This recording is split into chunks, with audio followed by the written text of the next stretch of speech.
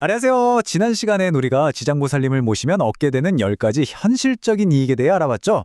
근데 말이죠. 이런 질문을 하시는 분들이 꼭 계세요. 이미 지은 죄가 너무 많고 업장이 두꺼운데 이런 사람도 구원받을 수 있나요? 인과응보라는 건 피할 수 없는 거잖아요. 바로 오늘 그 질문에 대한 가장 놀랍고도 경이로운 대답을 들려드리려고 합니다. 한 여성의 운명 자체를 통째로 바꿔버린 실제 이야기, 계집의 기적입니다. 자, 이 질문. 이게 그냥 하는 질문이 아니죠. 어쩌면 우리 모두의 마음속 가장 깊은 곳에 자리한 그런 물음일지도 모릅니다.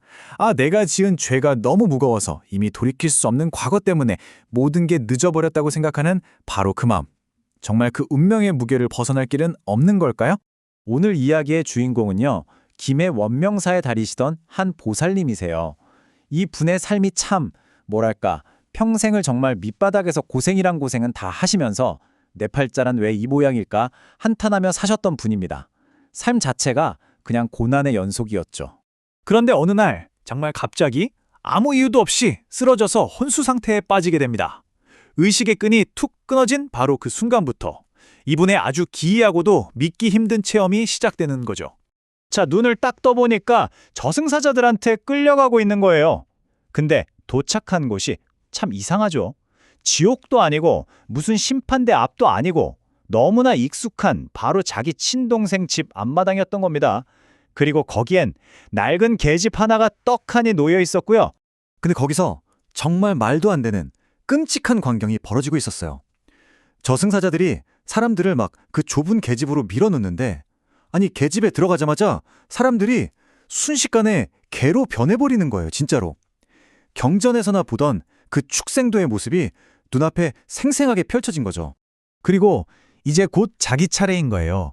그 계집으로 질질 끌려가는 정말 그 절체절명의 순간에 이분이 마지막 힘을 다해서 외쳤습니다. 평소 스님한테 들었던 바로 그 이름, 원명사 지장보살님 살려주세요 하고요. 바로 그 순간이었습니다. 그 외침이 끝나기도 전에 정말 믿을 수 없는 일이 벌어져요. 육환장을 짚으신 지장보살님께서 찬란한 빛과 함께 딱 나타나신 겁니다. 그리고 저승사자들을 향해서 아주 단호하게 꾸짖으셨죠. 이 사람은 내가 보주라는 불자니 데려가지 말라!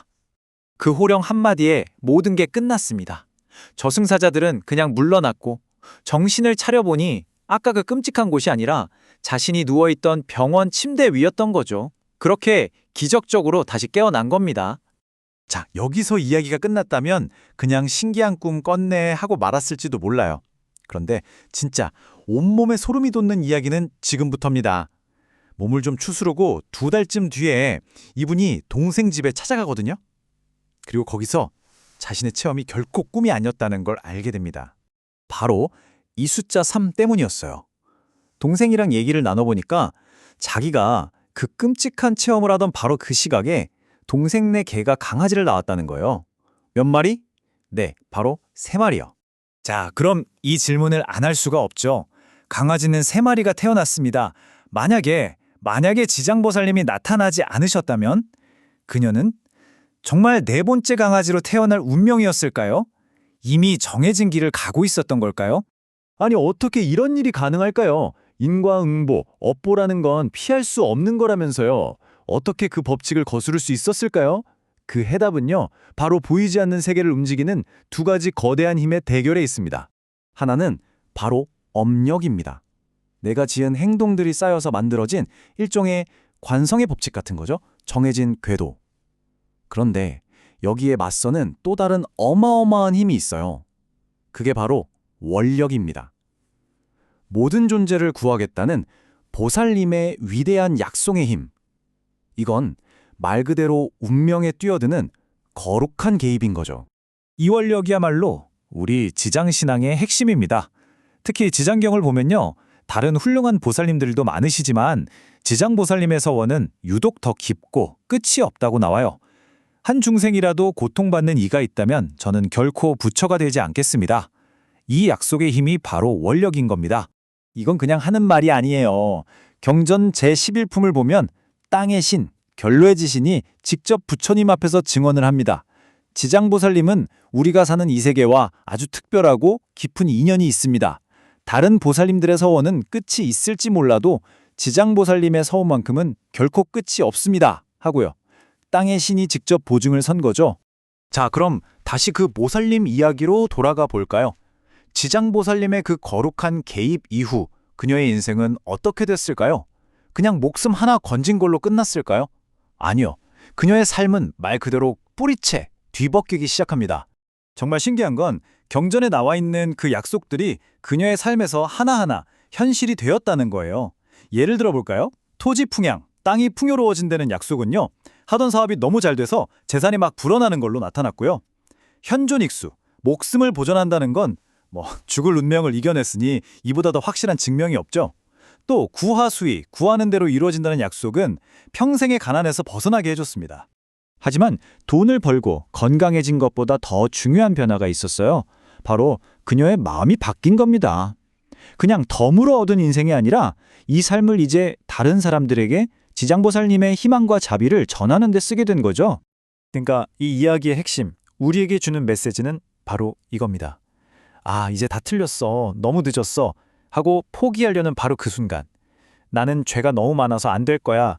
하고 주저앉는 바로 그 순간에 지장보살님의 원력이 가장 강하게 작용해서 우리 운명의 궤도를 바꿔주신다는 것. 이게 핵심입니다. 이건 그냥 저 멀리 있는 어떤 할머니의 신기한 이야기가 아니에요. 바로 여러분, 우리 모두에게 보내는 희망의 메시지입니다. 업력보다도 강한 원력의 힘을 믿는다면 네, 여러분의 삶도 바로 오늘부터, 이 순간부터 바뀔 수 있습니다. 그러니까 지금 어떤 어둠 속에 계시든 어떤 절망에 빠져 계시든 그냥 한번 불러보세요. 지장보살님의 이름을요.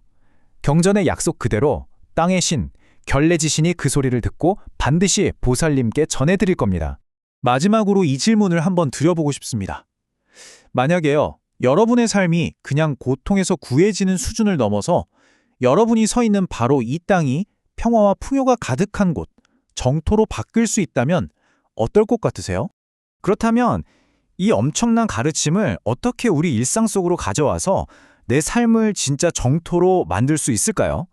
그 구체적인 실천 방법, 수행 지침을 저희 시리즈의 마지막 편인 5부에서 하나하나 짚어드리겠습니다. 오늘도 성불하십시오.